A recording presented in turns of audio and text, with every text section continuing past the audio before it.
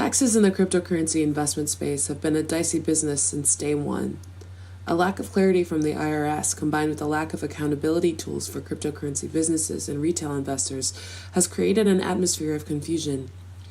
For years, the vast majority of retail investors haven't bothered filing any taxes on their cryptocurrency-related activity. But things are shifting in the crypto tax space. Recently, finance magnate spoke to Sean Ryan, co-founder of digital currency tax agency Node40. Ryan told us about how his company was formed, why retail investors haven't been paying their taxes, and how that's about to change. I'm Sean Ryan, and I, along with Perry Wooden, are the founders. We're the founders of Node40. And Node40 actually didn't start off as a tax reporting or cost basis company. We started off as doing infrastructure hosting for blockchains. So blockchains don't exist without servers running them, right? And so we would help people run those servers, and in return for running those servers, we would take a fee, and that fee would get paid to us in digital currency. Okay.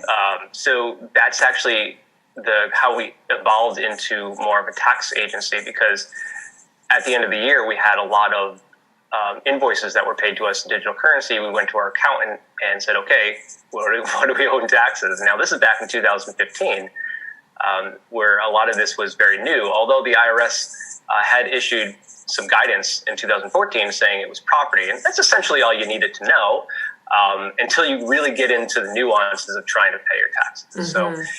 So just for 2015, trying to get our own taxes in order, I wrote a series of, believe it or not, shell scripts that would look at our data and calculate gains and losses and income.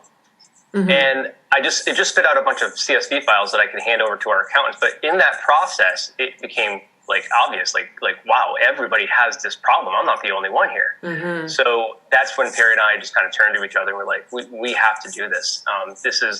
Nobody else is doing it right now. Yeah. And that's kind of how we evolved into now consumer business product for helping people understand their cost basis. I see. So can you tell us a little bit about who exactly is using your service the most, and who are you trying to attract to use Node40? Well, at first, the most number of people using our systems were just retail investors, people like myself, like Perry, who had personal digital currency gains and losses.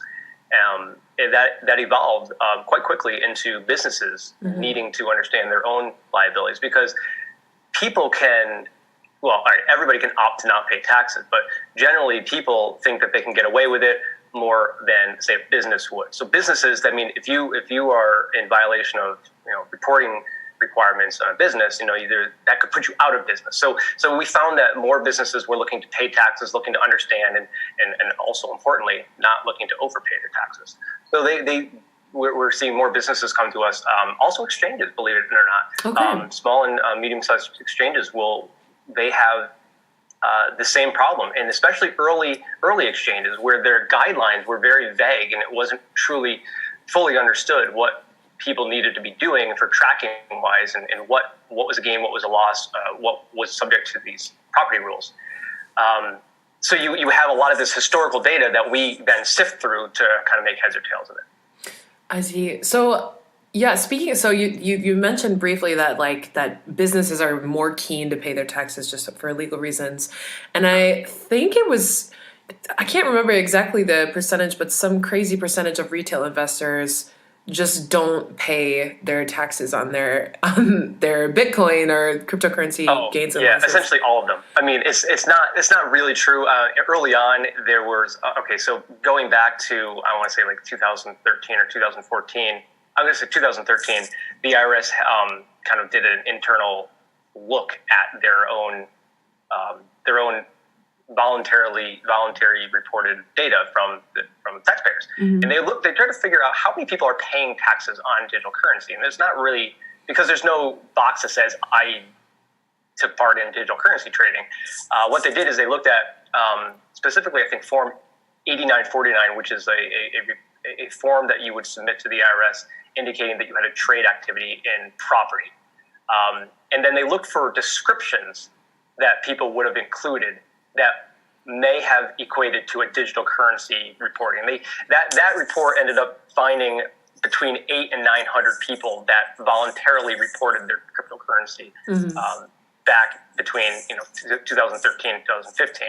So there are probably more than 800 to 900 taxpayers in the country that took place with digital currency. So the percentage is very low of reporting.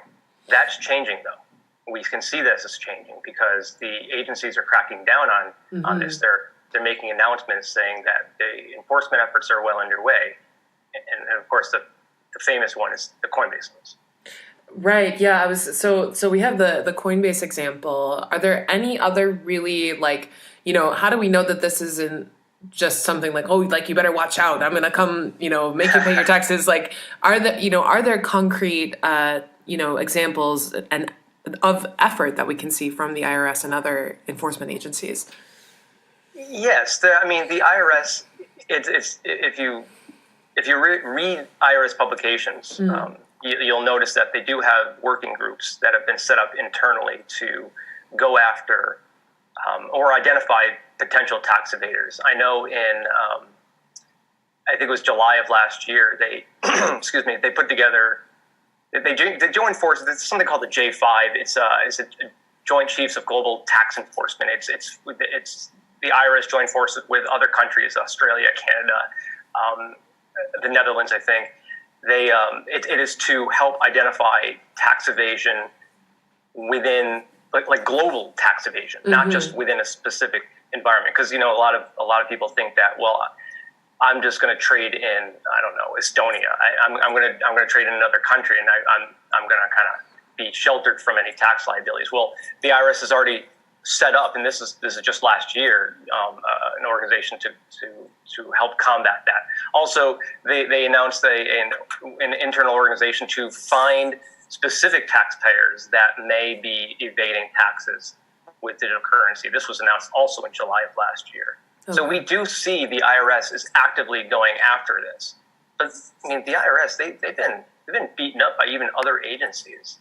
And I think the Coinbase summons was really triggered by the Treasury, right? The Treasury Inspector General kind of calling out the IRS and saying, guys, you've issued this memorandum and this notice back in 2014, but you haven't done it. There's no enforcement effort. Yeah. And I think a lot of people don't realize that the IRS is actually on the hook for BSA, the Bank Secrecy Act enforcement.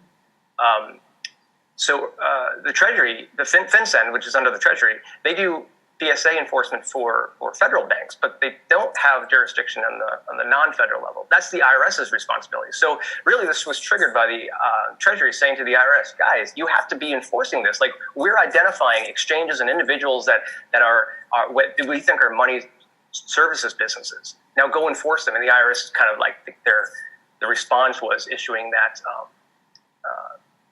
the John Doe summons. I do see an active enforcement effort coming.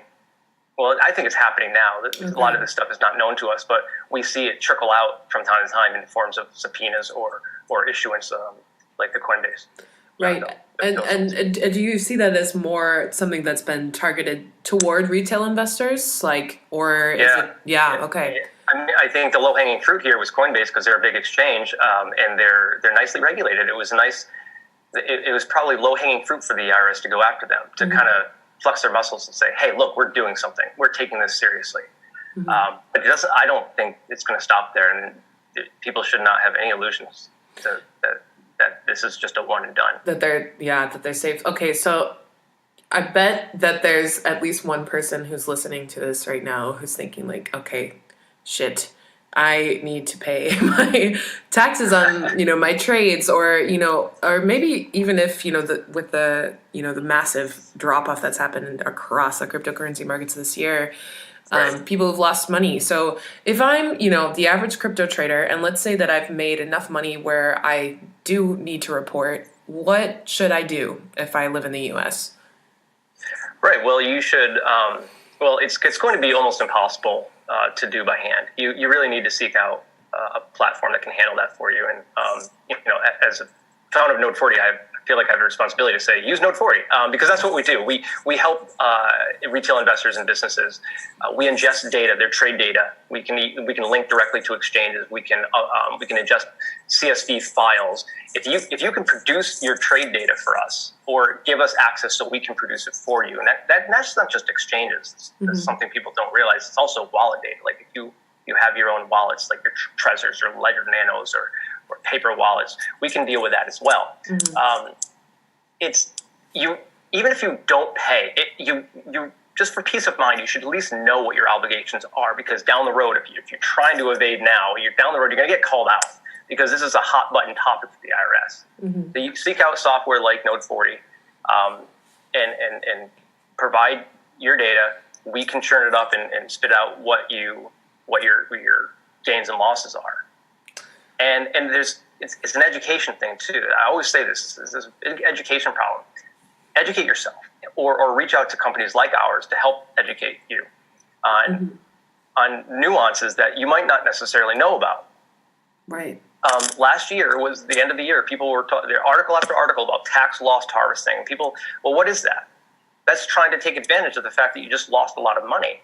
Well, in the digital currency space, it's a very unique. Like, we're still in a gray area here, and until regulators issue clear guidance on what you can and can't do, you have some organizations out there, some people with a belief that, well, if you're not going to tell me I can't do it, then I'm going to do it. So I'll give you an example. So the like-kind rule.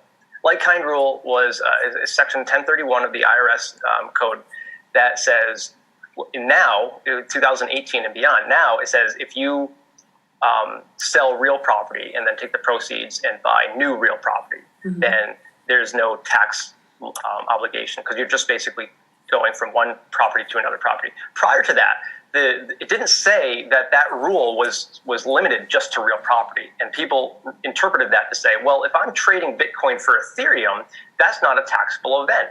I'm just simply trading from one type of currency to another type of currency. So there's an argument to be made. I don't personally believe this, but there's an argument to be made that when those trades took place prior to 2017, there's no taxable event there. Okay. It's only when you dispose of it down to a fiat currency. So there's a gray area that people can think about. There's another gray area, wash rules. So a wash rule in the security world is when you sell a security and then you buy it back within 30 days. In that case, you're not allowed to take a loss on that if a loss was to manifest. But with the digital currency world, it's not. It has. I mean, the SEC has actually said Bitcoin's not a security. Ethereum's not a security. So if you take that to say, oh, then these are not securities, therefore I can sell my Bitcoin for Ethereum and then right back to Bitcoin in the same day, same hour even, and I'm able to take a huge loss and not get rid of any of my assets. It's really interesting. So educating yourself about what kind of trade activities will actually yield positive results for you is an important component of just being a taxpayer. Right. Yeah. So okay. So I'll give you a couple different scenarios, and I want to see if I need to pay taxes. Okay. Before I answer any of those, I have to be clear that I am not an accountant or a tax attorney. So no. I have my personal beliefs, but please do not take this as tax advice or especially legal advice. Okay. But go. All right. So let's say I bought some Bitcoins back in 2016, and I haven't touched them at all. But obviously, they've grown in their value, so they're still just sitting there in Bitcoin form. Do I have to pay, or should I pay taxes on my gains, even though I haven't cashed out, so to speak, or traded? Right. So no, not in this country. I know other countries they have different rules. Okay. But not in this country. You only realize a taxable event when you when something happens to the digital currency. Now, if you move it from Bitcoin to say Ethereum, especially after 2018 and beyond, you have to. That is a taxable event, and especially if you cash out, those are taxable events. But if you're just buying and holding, hodlers, as they call them. There's nothing to do. You're just waiting. It's like buying a stock and just sitting on it for forever. Okay.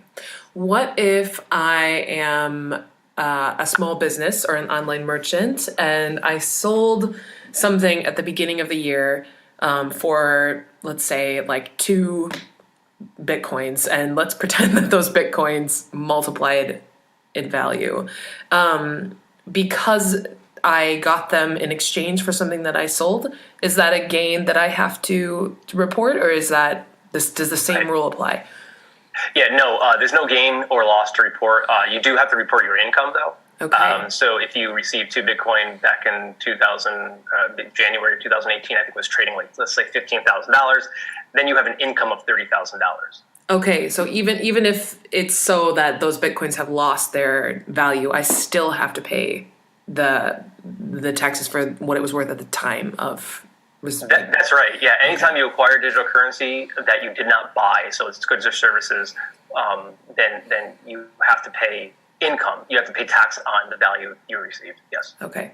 Which is terrible, right? Because if you received a Bitcoin back in January 2018, you had to pay tax on that $30,000 worth of value, and then now those Bitcoins are worth like $6,000 or $7,000. You still have to pay your taxes in fiat. U.S. dollars. You can't pay your taxes in Bitcoin, and so this is where people are saying, "Did I ruin my life by trading in Bitcoin?" Ooh, yeah. I hope not. I believe in Ohio accepts cryptocurrency payments for taxes. Is that correct? Well, I would say they don't actually. Okay. This is something people don't fully understand. Some people, other people see what's going on. They have partnered with a company that takes digital currency for you. So if I want to pay my Ohio, and also in Ohio, you have to be a business. So if I'm a business in Ohio and I want to pay my property, whatever taxes they're allowed, I think there's a number of different taxes you can pay. What I'm doing is I'm actually sending the equivalent value in Bitcoin to another company, a third-party company. That third company does an instant conversion to U.S. dollars, sends that to Ohio's bank account. So while I think it's wonderful that Ohio has decided that this is a way they want to allow their taxpayers to pay taxes, it's not 100% accurate to say Ohio is accepting Bitcoin for taxes. Right. So if I make a payment, I'm not sending my Bitcoins directly into the Ohio State Treasury's Bitcoin wallet. Right, which is probably good, right? I mean, because of the volatility of the currency itself, as a taxpayer in Ohio, you wouldn't necessarily want to have all this tax revenue turned to 20% of what it was received. Right. So I'm not criticizing Ohio by any means. Actually, I want to praise them for even entertaining this to begin with. So yeah, I mean they do allow it in a way. Right. And then one more scenario. I think you've answered this earlier, but I just want to make sure that it's clear. So if I trade my Bitcoin for Ethereum, let's say, and then I don't gain or lose anything from that trade. It's just a simple conversion. Do I have to pay taxes on that conversion? Well, yes. Now, when I say pay taxes, it's not. You have to report. So whether your reporting is a gain or loss, that's besides the point. You still have to report that the trade took place. So the form 8949 is where you would do that. And what that would look like is you would say, I bought Bitcoin on this date, I sold it on this date for these values, and so there's cost basis involved. And then the difference is going to be your gain or loss. Now, the difference may be zero. And I think the scenario you just described, you're saying the same value for Bitcoin to Ethereum. Yes, there still technically is a gain or loss to be held. It's not. It's important to realize that just because on the day of the conversion, you're getting the same value in Ethereum that Bitcoin is, you're getting the same value in Ethereum that Bitcoin was at that moment in time. If you had acquired Bitcoin years ago at a much lower valuation, when you convert on that day to Ethereum, there's going to be a massive gain potentially. And then, yes, you absolutely have to pay tax on that gain. And that's something that's an important point to make note of, because people that are high frequency traders, they're trading with money that they probably should be kind of earmarking to pay their taxes down the road.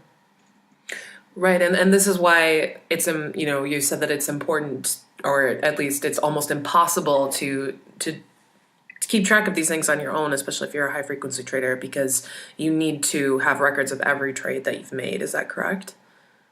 That's right. Yes. And the nice thing about this, though, is when you're dealing with these digital currencies, a lot of this activity is taking place on the blockchain, and the blockchain is an open, readable ledger that anybody can look at. So if you have if you've had activity within a wallet, we can look at that wallet and identify all of the transactions that took place. We can then take those transactions, look at the blockchain, and grab a lot more data about those trades that will help us identify gains and losses for individual pieces. Because, in the digital currency world, when you're sending digital currency, you're not sending just the amount that you're trying to send. I don't know if that made any sense, but it's like going to a drugstore and buying some aspirin that's $4, and you give them a $10 bill. They give you back $6, but you still got rid of 10 in order to get 6 back. So that's what's happening in the digital currency world. It's then that change is eligible to be spent again. So when did you receive that change? What's the cost basis of that change? How long did you have that change? Was it the date of the transaction, or was it the date of the original Bitcoin that you received? Right. These are the nuances that, and I don't want to bore your audience with these details, but those are those nuanced problems that are still unanswered, and that's why you see so many articles after article saying we demand clarity from the IRS. It's complicated. Right. Do you think that we'll get that clarity anytime soon? Anytime soon. Had you not finished it with that clause, I would say yes, we're going to get clarity anytime soon. It's really tough to say. In fact, I can tell you I'm honestly surprised that we have not gotten it yet. Yeah. Because when I read in 2014 the notice from the IRS, it comes in the form of 16 Q&As. So 16 questions that somebody might potentially ask, and then the IRS kind of provides their thoughts on, or not their thoughts, but their position on what that means. Well, it's not until that was 2014. A lot has happened in the last 5 years. New, different ways of using digital currencies, new digital currencies that didn't necessarily exist back then, and those 16 questions and answers, they're insufficient for new currencies. So I'm kind of saddened that they haven't issued digital currency guidelines, but kind of happy in a way too, because then it allows me to talk about how terrible they are. It's not like going on podcasts like yours. It's nice to talk about we need guidance, and here are all the things that we need. I dread the day when I have to read an IRS guideline and then pick it apart, because nobody likes reading super boring tax law. Super dense, IRS tax law. Exactly. So I guess are there any sort of extra things that people should know generally in terms of tax write-offs? Are cryptocurrency trades eligible for any kind of write-offs? When you say write-off, I would say if you take a loss. So tax loss harvesting was something a big topic last year. It's important to realize that losses can only offset gains.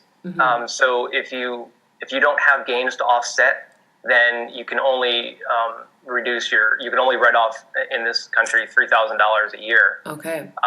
But the nice thing about this is that because some people have major losses, that prior to the new tax legislation, you could only write off $3,000 a year up to 20 years. That they've removed that restriction, and you can write off $3,000 a year for indefinitely until it's paid off. Okay.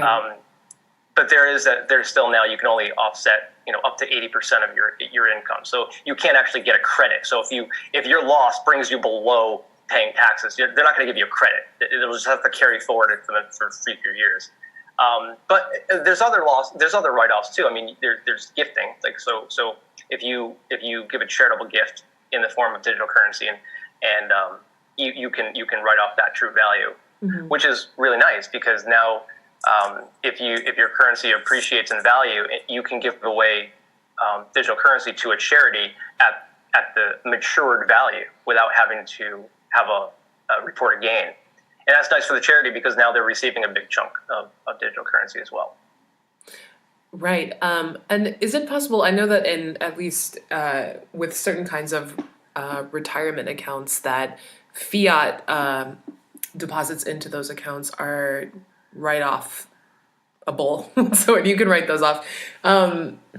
Is that true also with cryptocurrency? I guess if it's technically possible to deposit cryptocurrency into an account that's designated as a retirement savings account? Oh, right. So you're talking about like IRAs? Right. Yeah.